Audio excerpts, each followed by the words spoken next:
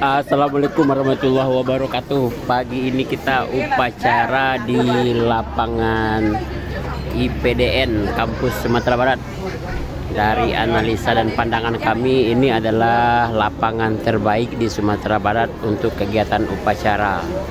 Lapangan yang memang dipersiapkan oleh kampus IPDN ini memiliki luas yang memadai, panggung yang representatif, dan track yang memang mantap sekali untuk penampilan tim Paski. Jadi hal ini merupakan sebuah keberuntungan bagi Kecamatan Baso memiliki lapangan upacara terbaik di Sumatera Barat.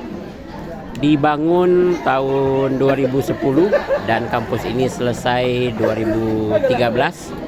Dan semenjak 2014, Kecamatan Baso telah memakai dan memanfaatkan fasilitas IPDN ini sebagai lokasi upacara di setiap tahunnya.